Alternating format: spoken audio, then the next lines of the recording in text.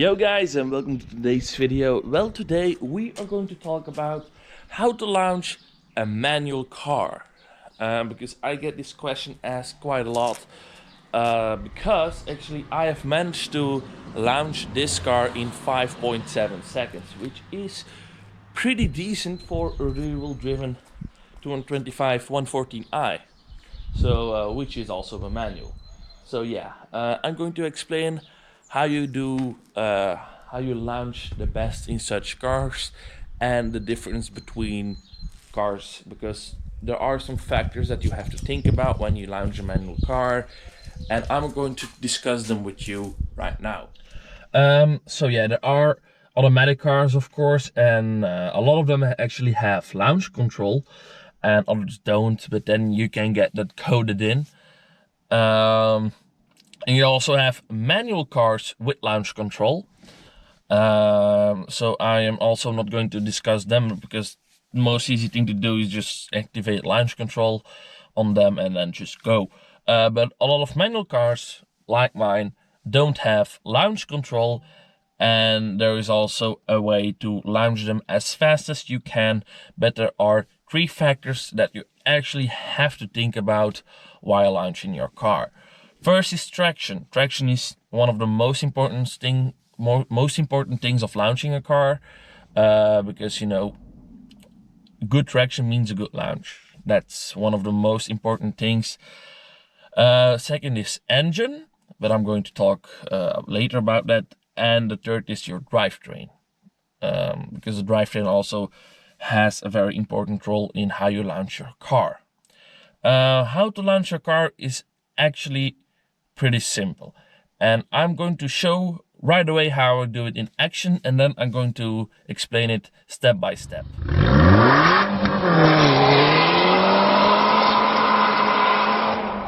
Okay, 3, 2, 1, go!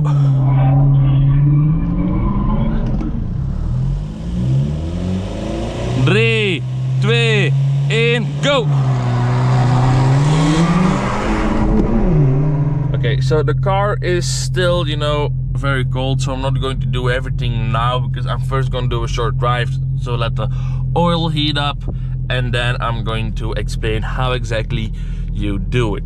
So the first thing that you actually gotta do is turn off traction control, and in this car it's this off button, and you keep it pressed in, because if you only shortly press it, then it will say optimal traction modus, but that will not turn everything off, so you have to keep it pressed in.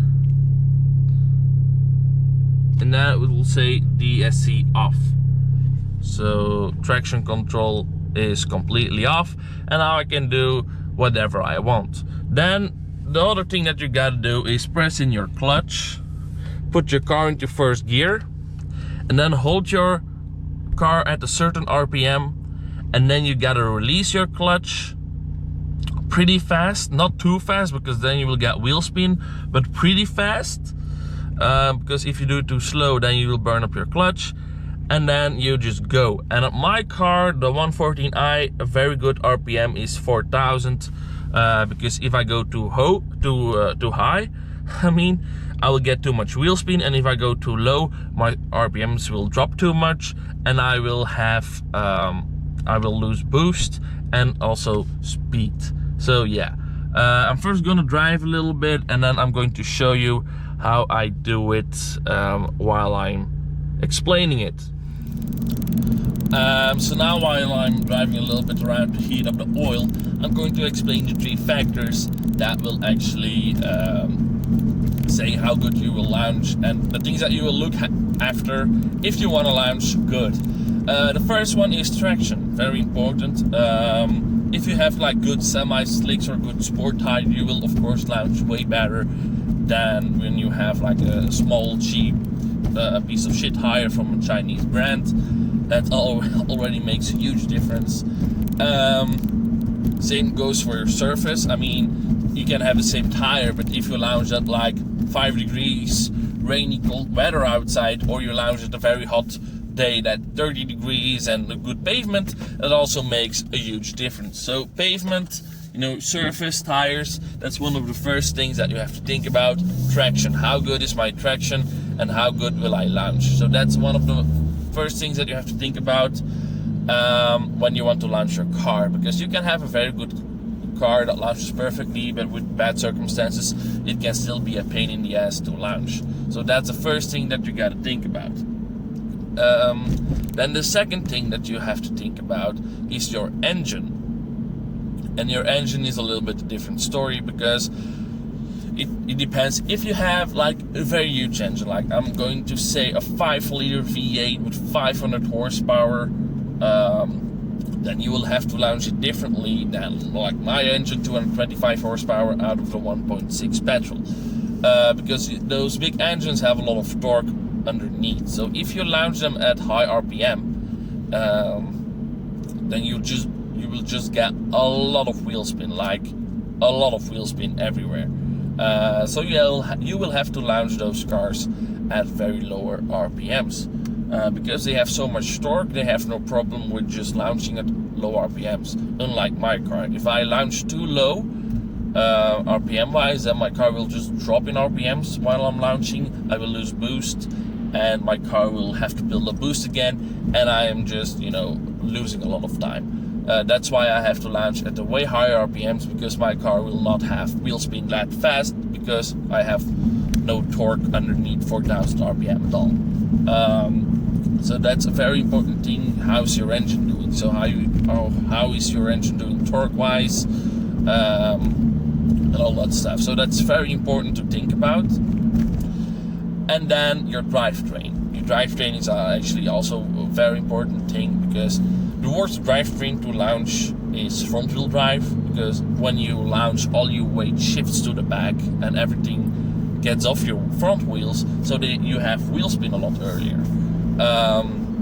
And the best one is four-wheel drive, because that will just launches all the wheels, and when you do all the wheels, then it's basically the easiest car to launch, because like I said, you have the most traction. And then in between is rear-wheel drive, because you can still launch a wheel-driven car pretty good, but the circumstances have to be great. Because when you launch a wheel-driven car, most of the weight goes to the back, so you still have plenty of traction.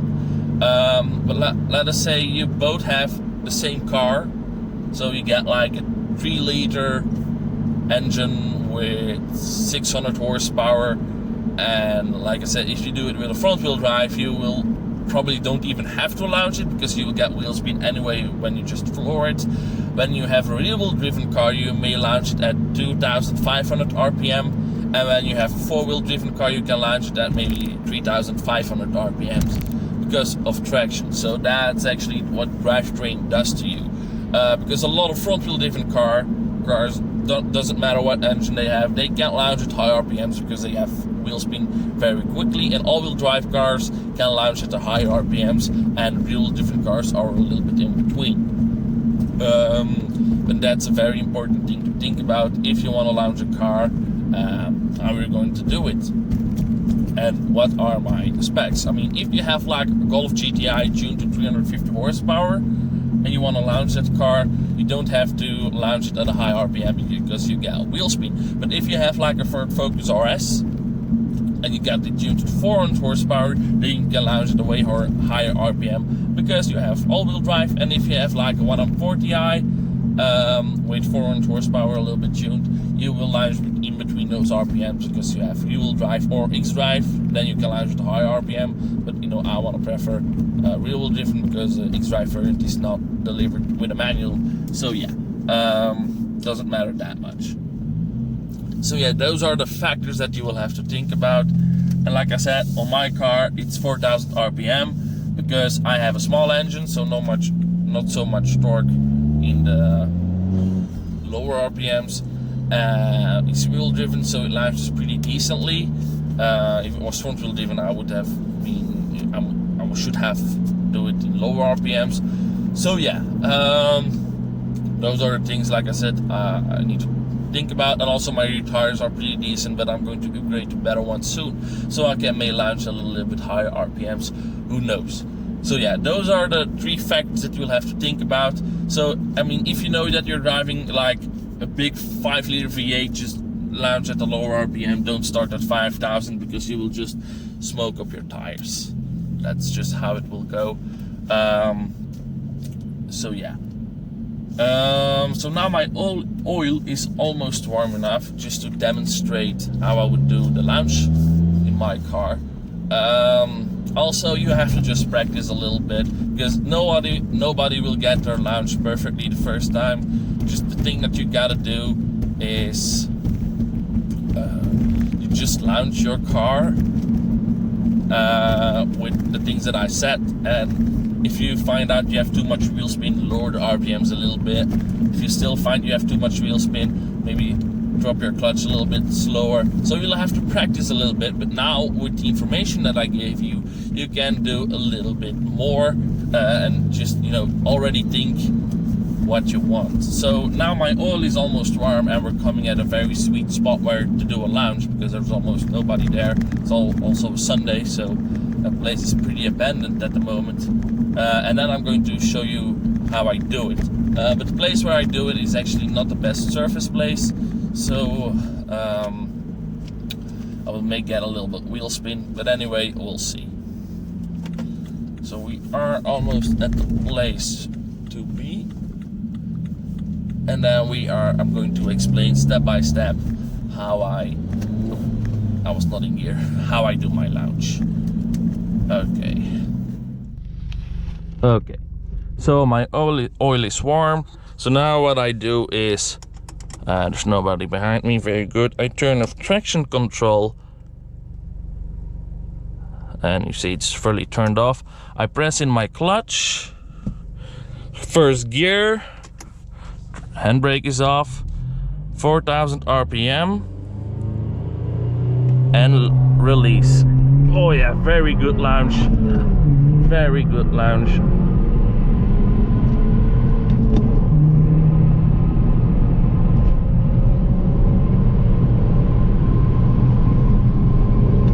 Oh yeah, that was a very good one. So yeah, I should have timed that one because I think that would have been sub 6 seconds. But yeah, I can still time it on the screen with my timer app. But yeah, that was a very good lounge.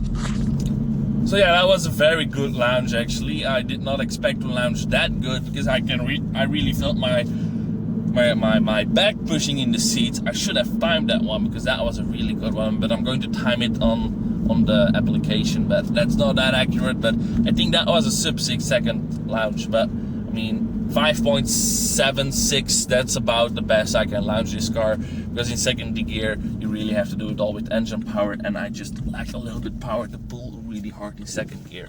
Anyway, that was a fun lounge. I hope you like this video a little bit. Like I said, I mean, it's you know, it was just a short little fun video, and I'm actually getting fries, so it was an essential movement on the road so the cops can give me a ticket. Anyway guys, thanks for watching, and I will see you guys very, very soon. Bye.